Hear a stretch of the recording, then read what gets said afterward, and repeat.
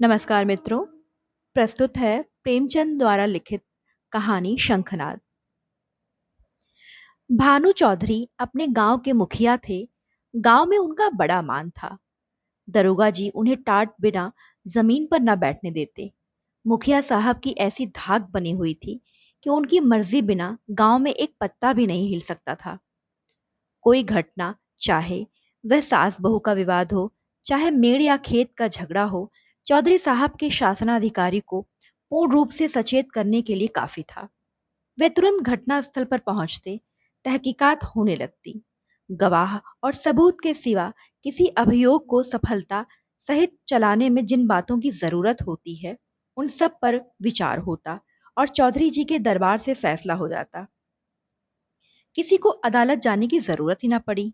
हाँ, इस कष्ट के लिए चौधरी साहब कुछ फीस जरूर लेते थे। यदि किसी अवसर पर फीस मिलने में असुविधा के कारण उन्हें धीरज से काम लेना पड़ता, तो गांव में आफत मच जाती थी, क्योंकि उनके धीरज और दरोगा जी के क्रोध में कोई घनिष्ठ संबंध था। सारांश यह है कि चौधरी से उनके दोस्त दुश्मन सभी चौकन्ने रहते थे। चौधरी महाशय के 3 सुयोग्य पुत्र थे। बड़े लड़के वितान एक सुशिक्षित मनुष्य थे। डाकिये के रजिस्टर पर दस्तखत कर लेते थे।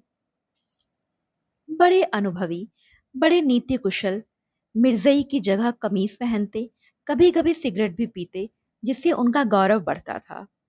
यद्यपि उनके इस दुर्व्यसन बूढ़े चौधरी को नापसंद थे, पर बेचारे विवश थे, क्योंकि अदालत और कानून के मामले बितान के हाथों में ही थे। वह कानून का पुतला था। कानून की दफाएं उनकी जबान पर रखी रहती थी। गवाह गढ़ने में वह पूरा उस्ताद था। मंझले लड़के शान चौधरी कृषि विभाग के अधिकारी थे। बुद्धि के मंद, लेकिन शरीर से बड़े परिश्रमी थे। जहां घास न जमती, वहां केसर जमा देते। तीसरे लड़के का नाम गुमान था। वह बड़ा रसिक, साथ ही उद्दंड भी था। मुहर्रम में ढोल इतने जोर से बजाता कि कान के पर्दे फट जाते। मछली फंसाने का बड़ा शौकीन था। बड़ा रंगीला जवान था। खंजड़ी बजा बजा कर जब वह मीठे स्वर से गाता था, तो रंग जम जाता था। उसे दंगल का ऐसा शौक था कि कोसों तक धावा मारता, पर घर वाले कुछ ऐसे शुष्क थे कि उसके इन व्यसनों से तनिक भी सहानुभूति न रखते थे। पिता और भाइयों ने तो उसे ऊसर खेत समझ रखा था। घुड़ की धमकी, शिक्षा और उपदेश, स्नेह और विनय, किसी का उस पर कुछ भी असर नहीं हुआ। हाँ, भावजे अभी तक उसकी ओर निराश ना हुई थी। वे अभी तक उसे कड़वी दवाइयां पिलाई जाती थी, पर आलस्य तो वह राज रोग है जिसका रोगी कभी नहीं संभलता। ऐसा कोई बिरला दिन ही जाता होगा कि बांका गुमान को भावजों के कटु वाक्य न सुनने पड़ते हों। ये विषैले शर कभी कभी उसके कठोर हृदय में चुप जाते, किंतु ये घाव रात भर से अधिक न चलता। भोर होते ही थकान के साथ ही ये पीड़ा भी शांत हो जाती। तड़का हुआ, उसने हाथ मुंह धोया, बंसी उठाई और तालाब की ओर चल खड़ा हुआ। भावजी फूलों की वर्षा किया करती। बूढ़े चौधरी पैंतरे बदलते रहते और भाई लोग तीखी निगाह से देखा करते थे। पर अपनी धुन का पूरा बांका गुमान उन लोगों के बीच से इस तरह अकड़ता चलता, जैसे कोई मस्त हाथी कुत्तों के बीच से निकल जाता है। उसे सुमार्ग पर लाने के लिए क्या क्या उपाय नहीं किए गए। बाप समझाता, बेटा ऐसी राह चलो जिसमें तुम्हें भी पैसे मिले और गृहस्थी का निर्वाह भी हो सके। भाइयों के भरोसे कब तक रहोगे? मैं तो पका आम हूं। आज टपक पड़ा या कल, फिर तुम्हारा निर्वाह कैसे होगा? भाई बात भी ना पूछेंगे। भावजों का रंग देख ही रहे हो। तुम्हारे भी लड़के हैं, उनका भार कैसे संभालोगे? खेती में जी ना लगे, कास्टी बिल्ली में भर्ती करा दूं। बाका गुमान खड़ा खड़ा ये सब सुनता, लेकिन पत्थर का देवता था, कभी ना पसीजता। इन महाशय के अत्याचार का दंड उसकी बेचारी स्त्री को भोगना पड़ता था। मेहनत के घर के जितने काम होते, वे सब उसी के सिर थोपे जाते। उपले पातती, कुएं से पानी लाती, आटा पीसती, और तिस पर भी जेठानियां सीधे मुंह बात न करती, वाक्य बाणों से छेदा करती। एक बार जब वह पति से कई दिन रूठी रही, तो बाकी गुमान कुछ नर्म हुए। बाप से जाकर बोले, मुझे कोई दुकान खुलवा दीजिए। चौधरी ने परमात्मा को धन्यवाद दिया। भूले न समाये। कई सौ रुपये लगाकर कपड़े की दुकान खुलवा दी। गुमान के भाग जगे। तंजेब के चुन्नटदार कुर्ते बनवाए। मलमल का साफा धानी रंग में रंगवाया।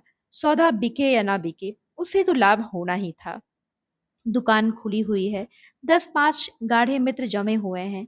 चरस का दम और ख्याल की ताने उड़ रही हैं।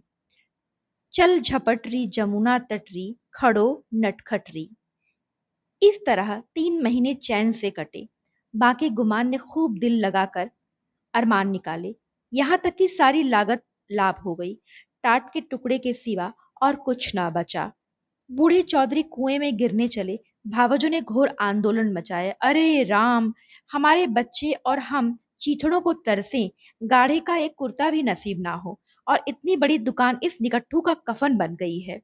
अब कौन मुंह दिखाएगा, कौन मुंह लेकर घर में पैर रखेगा। किंतु बाकी गुमान के तेवर जरा भी मैले ना हुए। वही मुंह लिए वह फिर घर आया और फिर वही पुरानी चाल से चलने लगा। कानून ना बितान उनकी ये ठाट बाट देखकर जल जाता। मैं सारे दिन पसीना बहाऊं, मुझे नैन सुख का कुर्ता भी ना मिले। ये अपाहिज सारे दिन चारपाई तोड़े और यूं बंठन कर निकले। ऐसे वस्त्र तो शायद मुझे अपने ब्याह में भी ना मिले होंगे। मीठे शान के हृदय में भी कुछ ऐसे ही विचार उठते थे। अंत में यह जलन सही ना गई और अग्नि भड़क गई।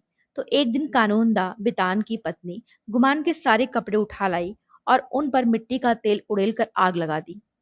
ज्वाला उठी। सारे कपड़े देखते देखते जलकर राख हो गए। गुमान रोते रहे। दोनों भाई खड़े तमाशा देख रहे थे। बूढ़े चौधरी ने यह दृश्य देखा और सिर पीट लिया। यह द्वेषाग्नि है, घर को जलाकर बुझेगी। यह ज्वाला तो थोड़ी देर में शांत हो गई, परंतु हृदय की आग ज्यों की त्यों धधकती रही। अंत में एक दिन बूढ़े चौधरी ने घर के सब मेंबरों को एकत्रित किया और गूढ़ विषय पर विचार करने लगे कि बेड़ा कैसे पार हो। बितान से बोले, बेटा, तुमने आज देखा कि बात ही बात में सैकड़ों रुपयों पर पानी फिर गया। अब इस तरह निर्वाह होना असंभव है। तुम समझदार हो, मुकदमे मामले करते हो, कोई ऐसी राह निकालो कि घर डूबने से बचे। मैं तो चाहता था कि जब तक चोला रहे सबको समेटे रहूं, मगर भगवान के मन में कुछ और ही है। बितान की नीति कुशलता अपनी चतुर सहगामिनी के सामने लुप्त हो जाती थी। वह अभी उसका उत्तर सोच ही रहे थे कि श्रीमती जी के बोल उठी। दादाजी, अब समझाने बुझाने से काम नहीं चलेगा। सहते सहते हमारा कलेजा पक गया है। बेटे की जितनी पीर बाप को होगी, भाइयों को उतनी क्या होगी। उसकी आधी भी नहीं हो सकती। मैं तो साफ कहती हूँ, गुमान को तुम्हारी कमाई में हक है। उन्हें कंचन के कौर खिलाओ और चांदी के हिंडोलों में झुलाओ। हमें ना इतना बूता है और ना इतना कलेजा। हम अपनी झोपड़ी अलग बना लेंगे। हाँ, जो कुछ हमारा हो वह हमको मिलना चाहिए। बांट बखरा कर दीजिए। बला से 4 आदमी हंसेंगे। अब कहां तक दुनिया की लाज हम ढोएंगे। नीतिज्ञ बितान पर इस प्रबल वक्तृता का जो असर हुआ, वह उनके विकसित और प्रमुदित चेहरे से झलक रहा था। उनमें स्वयं इतना साहस न था कि इस प्रस्ताव को इतनी स्पष्टता से व्यक्त कर सकते। नीतिज्ञ महाशय गंभीरता से बोले, जायदाद मुश्तरका, मनकुला या गैर मनकुला आपके हीन हयात तकसीम की जा सकती है। इसकी नजरें मौजूद हैं। जमींदार को साकेतुल मिल्कियत करने का कोई इस्तेहकाक नहीं है। अब मंदबुद्धि शान की बारी आई, पर बेचारा किसान बैलों के पीछे आंखें बंद करके चलने लगा। ऐसे गूढ़ विषय पर कैसे मुंह खोलता। दुविधा में पड़ा हुआ था। तब उसकी सत्यवक्ता धर्मपत्नी ने अपनी जेठानी का अनुसरण कर यह कठिन कार्य संपन्न किया। बोली, बड़ी बहन ने जो कुछ कहा उसके सिवा और दूसरा उपाय नहीं है। कोई तो कलेजा तोड़ तोड़ कर कमाए, मगर पैसे को तरसे। तन ढकने को वस्त्र तक ना मिले और कोई सुख की नींद सोए। हाथ बढ़ा बढ़ा के खाए। ऐसी अंधेर नगरी में अब हमारा निबाह ना होगा। शान चौधरी ने भी इस प्रस्ताव का मुक्त कंठ से अनुमोदन किया। अब बूढ़े चौधरी का गुमान से बोले, क्यों बेटा, तुम्हें भी ये मंजूर है? अभी भी कुछ नहीं बिगड़ा है, ये आग अब भी बुझ सकती है। काम सबको प्यारा है, चाम किसी को प्यारा नहीं है। बोलो, क्या कहते हो? कुछ काम धंधा करोगे या अभी भी आंखें नहीं खुली हैं? गुमान में धैर्य की कमी न थी। बातों को इस कान से सुनकर उस कान से उड़ा देना उसका नित्य कर्म था। किंतु भाइयों की इस जनमुरीदी पर उसे क्रोध आ गया। बोला, भाइयों की जो इच्छा है वही मेरे मन में भी लगी हुई है। मैं भी इस जंजाल से भागना चाहता हूँ। मुझसे ना मजूरी हुई ना होगी। जिसके भाग्य में चक्की पीसना बदा हो वह पीसे। मेरे भाग्य में चैन लिखा है, मैं क्यों अपना सिर ओखली में दूं? मैं तो किसी से काम करने को नहीं कहता। आप लोग क्यों मेरे पीछे पड़े हुए हैं? अपने अपने फिक्र कीजिए, मुझे आटा की कमी नहीं है। इस तरह की सभाएं कितनी बार हो चुकी थी, परंतु इस देश की सामाजिक और राजनीतिक सभाओं में इस तरह इसमें भी कोई प्रयोजन सिद्ध नहीं होता था। 2-3 दिन गुमान ने घर पर खाना नहीं खाया। जतन सिंह ठाकुर शौकीन आदमी थे, उन्हीं की चौपाल में पड़ा रहता। अंत में बूढ़े चौधरी गए और मना के उसको लेकर आए। अब फिर वह पुरानी गाड़ी अड़ती, मचलती, हिलती हुई चलने लगी। पांडे घर के चूहों की तरह चौधरी के घर में बच्चे भी सयाने थे। उनके लिए घोड़े, मिट्टी के घोड़े, नावें, कागज की नावें थी। फलों के विषय में उनका ज्ञान असीम था। गूलर और जंगली बेर के सिवा कोई ऐसा फल न था जिसे बीमारियों का घर न समझते हो। लेकिन गुरदीन के खोचे में ऐसा प्रबल आकर्षण था कि उसकी ललकार सुनते ही उनका सारा ज्ञान व्यर्थ हो जाता। साधारण बच्चों की तरह यदि सोते भी तो चौंक पड़ते थे। वह गांव में साप्ताहिक फेरे लगाता था। उसके शुभागमन की प्रतीक्षा और आकांक्षा में कितने ही बालकों को बिना किंडरगार्टन की रंगीन गोलियों के ही संख्याएं और दिनों के नाम याद हो गए थे। गुरदीन बूढ़ा सा मैला कुचला आदमी था, किंतु आसपास में उसका नाम उपद्रवी लड़कों के लिए हनुमान मंत्र से कम न था। उसकी आवाज सुनते ही उसके खोचे पर लड़कों का ऐसा धावा होता कि मक्खियों की असंख्य सेना को भी रणस्थल से भागना पड़ता। और जहां बच्चों के लिए मिठाइयां थी, वहां गुरदीन के पास माताओं के लिए इससे भी ज्यादा मीठी बातें थी। माँ कितना ही मना करती रहे, बार बार पैसा ना रहने का बहाना करे, पर गुरदीन चटपट मिठाइयों का दोना बच्चों के हाथ में रख ही देता था और स्नेहपूर्ण भाव से कहता, बहू जी, पैसों की कोई चिंता ना करो, फिर मिलते रहेंगे, कहीं भागे थोड़े ही जाते हैं। नारायण ने तुमको बच्चे दिए हैं तो मुझे भी उनकी न्योछावर मिल जाती है। उन्हीं की बदौलत मेरे बाल बच्चे भी जीते हैं। अभी क्या, ईश्वर का मौर तो दिखावे, फिर देखना कैसा ठनगन करता हूं। गुरदीन का यह व्यवहार चाहे वाणिज्य नियमों के प्रतिकूल ही क्यों ना हो, चाहे 9 नगद सही 13 उधार नहीं वाली कहावत अनुभव सिद्ध ही क्यों ना हो, किंतु मिष्ठाभाषी गुरदीन को कभी अपने इस व्यवहार पर पछताने या उसमें संशोधन करने की जरूरत नहीं हुई। मंगल का शुभ दिन था। बच्चे बड़े बेचैनी से अपने दरवाजे पर खड़े गुरदीन की राह देख रहे थे। कई उत्साही लड़के पेड़ पर चढ़ गए और कोई कोई तो अनुराग से विवश होकर गांव के बाहर निकल गए। सूर्य भगवान अपना सुनहला गाल लिए पूरब से पश्चिम की ओर जा रहे थे। इतने में ही गुरदीन आता हुआ दिखाई दिया। लड़कों ने दौड़कर उसका दामन पकड़ा और आपस में खींचातानी होने लगी। कोई कहता था मेरे घर चलो, कोई अपने घर का न्योता देता। सबसे पहले भानु चौधरी का मकान पड़ा। गुरदीन ने अपना खोचा उतार दिया। मिठाइयों की लूट शुरू हो गई। बालकों और स्त्रियों का ठट लग गया। हर्ष और विषाद, संतोष और लोभ, ईर्ष्या और शोभ, द्वेष और जलन, ये नाट्यशाला सज गई। कानून दां बितान की पत्नी अपने तीनों लड़कों को लिए हुए निकली। शान की पत्नी भी अपने दोनों लड़कों के साथ उपस्थित हुई। गुरदीन की मीठी बातें करनी शुरू हुई। पैसे झोली में रखे, धेले की मिठाई दी और धेले का आशीर्वाद। लड़के दोने लिए उछलते कूदते घर में दाखिल हुए। अगर सारे गांव में कोई ऐसा बालक था जिसने गुरदीन की उदारता से लाभ उठाया हो, तो वह बांके गुमान का लड़का धन था। ये कठिन था कि बालक धन और भाइयों बहनों को हंस हंस और उछल उछल कर मिठाइयां खाते देखकर सब्र कर जाए। उस पर तुर्रा यह कि उसे मिठाइयां दिखा दिखा कर ललचाते और चिढ़ाते थे। बेचारा धन चीखता और अपनी माता का आंचल पकड़ पकड़ कर दरवाजे की तरफ खींचता था, पर वह अबला करे तो करे क्या। उसका हृदय बच्चे के लिए ऐंठ ऐंठ कर रह जाता। उसके पास एक भी पैसा नहीं था। अपने दुर्भाग्य पर, जेठानियों की निष्ठुरता पर और सबसे ज्यादा अपने पति के निकट्ठूपन पर कुड़कुड़ कर रह जाती।